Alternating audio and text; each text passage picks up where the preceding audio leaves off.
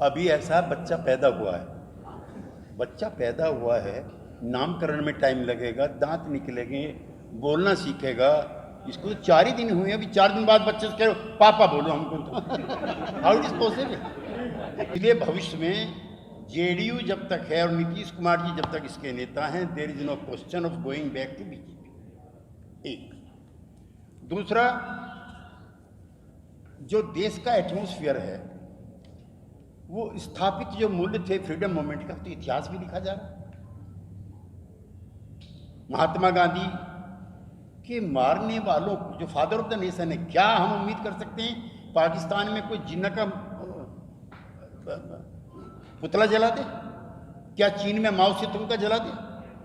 क्या मास्को में लेनिन का जला दे? क्या शेख मुजीबुर रहमान का जला दे? क्या फिदल कास्त्रो का क्यूबा में जला दे? ये अभागा मुल्क है जहां फादर ऑफ द नेशन का भी पुतला जलाया जाए, महिमा मंडित किया जा रहा है नाथुराम गोडसे को। एक फ्रीडम मूवमेंट की जो लीगेसी थी उसको सिस्टमेटिक तरीके से समाप्त किया जा रहा है। फ्रीडम मूवमेंट में मतभेद थे, सुभाष बाबू के गांधी जी के थे, सरदार पटेल के गांधी जी के थे, चंद्रशेखर आजाद और सरदार भगत सिंह के मतभेद थे, लेकिन उसके जरिए आप इतिहास थोड़ी मिटाओगे। तो चूंकि इन्हें हमारे मित्र पार्टी जो पुरानी थी, उनके नेताओं का, उनके पूर्वजों का कोई फ्रीडम मूवमेंट में योगदान नहीं था, लिहाजा purposefully they want to destroy the legacy of the freedom movement. एक बड़ा कारण ये था। फिर जो सवाल दब गए थे अटल अडवाणी एरा में, नए तरीके से उठाने शुरू कर दिए। Uniform civil code, Nitish Kumar ji की 6 साल पुरानी चिट्ठी है जी, लॉ कमीशन के चेयरमैन डॉक्टर PS चौहान को लिखी। मैं देख आया हूँ, इसलिए मैं आपको बता रहा हूँ। उसने कहा मैं सुधारों का या मेरी पार्टी सुधारों की विरोधी नहीं है, लेकिन ये डेलिकेट इशू है, लिहाजा जितने भी स्टेक होल्डर्स हैं, जितनी भी पॉलिटिकल पार्टी से, सबके साथ बैठ करके एक आम राय बनाने का प्रयास करना चाहिए। रोज उठा रही।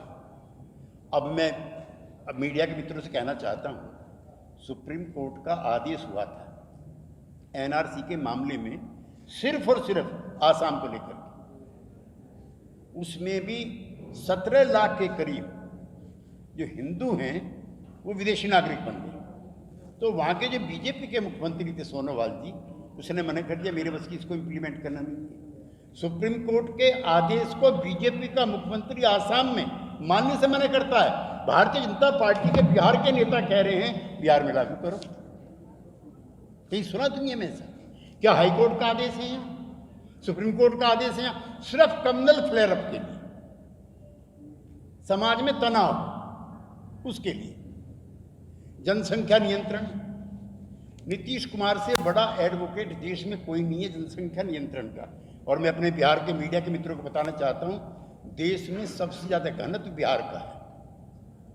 औसतन एक मियाँ बीबी के 5 बच्चे का औसत यहां पर रहा है, लेकिन एजुकेशन उसमें सबसे बड़ा फैक्टर है, जन जागरण उसमें सबसे बड़ा फैक्टर है। और मुझे प्रसन्नता है आपको बताते हुए कि आज 2.9 बिहार का जनसंख्या का रेशो है। अब मैं लक्षद्वीप पर आता हूँ। 97% पॉपुलेशन लक्षद्वीप में मुस्लिम्स की है, 97। आप यकीन कर सकते हो कि वहां का 1.4 है। Can you imagine? National average 2 का आया, यानी कि हम 2 हमारे 2, लेकिन मुसलमानों का जो जहां बहुतायत है उनका है 1.4। जम्मू कश्मीर 73% पॉपुलेशन वहां पर मुस्लिम्स की है। अब यह दिखा करके मुसलमानों की संख्या बढ़ रही है, 15 साल के बाद it will be Hindu minority state, इसलिए खड़े हो जाओ, उठाओ, ये करो। तो ये कोई पॉलिटिकल प्रोग्राम है, आर्थिक प्रोग्राम है, किसान का है, मजदूर का है, विद्यार्थी का है, which section of society will be strengthen from it, वो चला रखा है। बिहार में रोज होता है जातिगत जनगणना, जाति आधारित जनगणना, 2 चीजें थी। यहाँ की कैबिनेट ने कई बार पास किया। दिल्ली में गए ऑल पार्टी डेलीगेशन लेकर नीतीश कुमार जी, और ये कोई पिछड़ों के लिए नहीं है, ये भी आप लिख लीजिए, दिमाग से निकालिए। जो ऊंची जाति के गरीब लोग हैं वो भी इस जनगणना में शामिल हैं और पता लगाया जाएगा कि आर्थिक नियोजन में उनके साथ भी कोई गड़बड़ तो नहीं हुई। ये जातीय आधारित जनगणना है, जनगणना नहीं है जो बिहार में शुरू हुई। और हमें फक्र है कि बिहार पहला स्टेट होगा जहां जाति आधारित जनगणना होगी, जिसमें सभी जाति समूहों की सामाजिक और आर्थिक स्थिति का विश्लेषण होगा। और हम मांग करेंगे सब जगह होना चाहिए। जिसको ये अमृत महोत्सव बता रहे हैं उसके भी हमें ऐतराज है। बापू महोत्सव क्यों नहीं होना चाहिए? What do mean by Amrit Mahotsav? नए नए शब्द निकाल के लाएंगे। और यहां का नहीं, दुनिया का सबसे ज्यादा रेस्पेक्टेड आदमी महात्मा गांधी। नेल्सन मंडेला 29 साल जेल में रहे। उन्होंने पूछा भी क्या इंस्पायरिंग फोर्स थी? उन्होंने कहा महात्मा गांधी। ऑन सोन सू की लड़ रही है बराबर के प्रदेश में, उससे पूछा कि कैसे लड़ रही हो? उन्होंने कहा महात्मा गांधी। कोइराला बंधु नेपाल में आपके बाजू से लगा हुआ है, कौन नेता है आपका? महात्मा गांधी। पूरी दुनिया महात्मा गांधी को मान रही है, ये अमृत महोत्सव मना रहे। तो Amrit Mahotsav must not be named after Mahatma Gandhi, the father of the nation. और अब ये जो है बिहार ही नहीं, जो ईस्ट इंडिया है, ईस्ट इंडिया माने बिहार, बंगाल, उड़ीसा और आसाम, झारखंड भी इसका हिस्सा होगा। ये बहुत पिछड़े राज्य हैं। अब हम दिल्ली में जब बैठते हैं और आप लोगों की तारीफ करते हैं कि आपकी स्टेट की जो जीडीपी है वो 11% है, जो नेशनल लेवल है उससे ज़्यादा है। बिहार तो सबसे पिछड़ा हुआ जी। बिहार पिछड़ा था, है और रहेगा। एक तो ये अंग्रेजों से सबसे ज़्यादा लड़े। सबसे पैट्रियोटिक कम्युनिटी जो थी बिहार की थी, और अंग्रेजों के खिलाफ आंदोलन यहाँ से हुआ। इसलिए जिस तरह का सोशो इकोनॉमिक एम्पावरमेंट फ्रीडम के बाद होना चाहिए तो वो नहीं हुआ यहाँ। तो ये गलती तो नीतीश कुमार की नहीं है ना। लिहाजा सभी पिछड़े राज्यों को विशेष राज्य का दर्जा मिला। और जो प्लानिंग कमीशन था उसकी मीटिंगें होती थी, उसमें जवाहरलाल से लेकर के अटल बिहारी वाजपेयी तक सब प्रधानमंत्री रहते थे और राज्यों को उनका शेयर मिलता था। जेडीयू का आरोप है कि राज्यों को जो नीति आयोग है उसने उसका शेयर देना भी बंद कर दिया। जो विकसित राज्य हैं, गुजरात है, महाराष्ट्र है, कर्नाटका है, ये विकसित राज्य चूंकि यहाँ समुद्र है।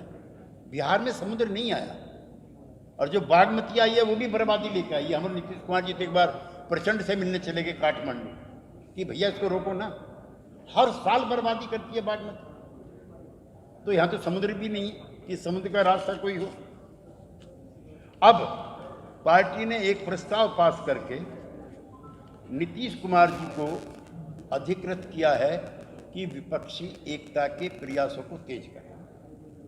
और आज पहली और अंतिम बार हम आपसे निवेदन करना चाहते हैं, नीतीश कुमार जी प्रधानमंत्री पद के दावेदार हैं, ऐसा कोई प्रस्ताव जनता दल यूनाइटेड का नहीं है। पार्टी का कोई प्रस्ताव नहीं है और ना हम घोषणा कर रहे हैं ना कैंपेन कर रहे हैं। हाँ, नीतीश कुमार जी विपक्षी एकता के सबसे प्रबल समर्थकों में से एक हैं, ये हम कहना चाहते हैं। और अपनी इस मुहिम को आगे बढ़ाने के लिए वो अपने 3 दिन के प्रवास में दिल्ली रहेंगे। जिन नेताओं ने, जिन दलों ने उनको समर्थन दिया है उनके नेताओं से मिलेंगे, और आधा दर्जन से ज़्यादा रीजनल आउटफिट जो हैं देश के, उन नेताओं ने भी मिलने की इच्छा जाहिर की है, उनसे भी मिलेंगे और विपक्षी एकता का जो कारवां है उसको आगे बढ़ाएंगे। तो कोई किसी तरह की कोई ऐसी बात नहीं होती थी, लेकिन अब उन्होंने अपने को छोटा करना शुरू कर दिया। दूसरा बड़ा सवाल है, चूंकि अमित शाह जी कुछ कहते हैं, आरसीपी सिंह जी खुद कुछ कहते हैं, उसका भी खुलासा नीतीश कुमार जी ने किया। पहले हम लोगों ने मंत्रिमंडल में जाने से मना कर दिया, हमको प्रोपोर्शनेट रिप्रेजेंटेशन चाहिए। 17 MP बीजेपी के, उनके 5 मंत्री, 16 MP हमारे, और हमारा 1 मंत्री, तो हमने इस फॉर्मूले को रिजेक्ट कर दिया। फिर दोबारा उन्होंने शुरू की कैंपेन की, उस बीच में आरसीपी सिंह जी अध्यक्ष बन गए।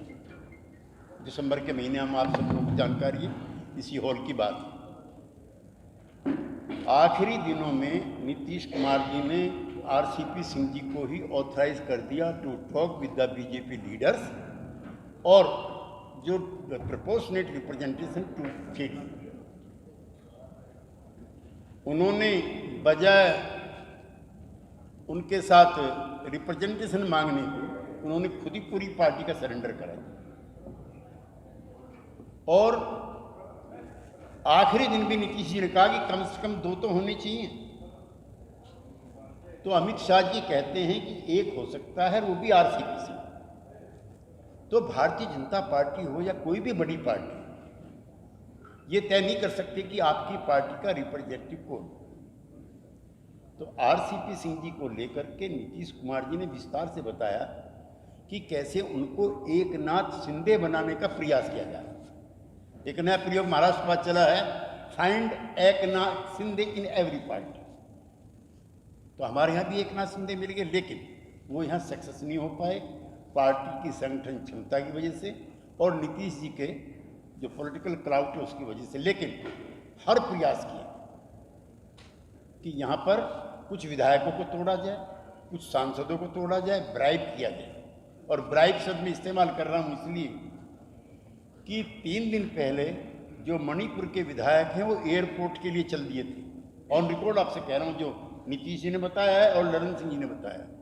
रास्ते में रोक करके उनको ब्राइब करके एयरपोर्ट से पटना का जो रास्ता है उससे उनको वापस लाया।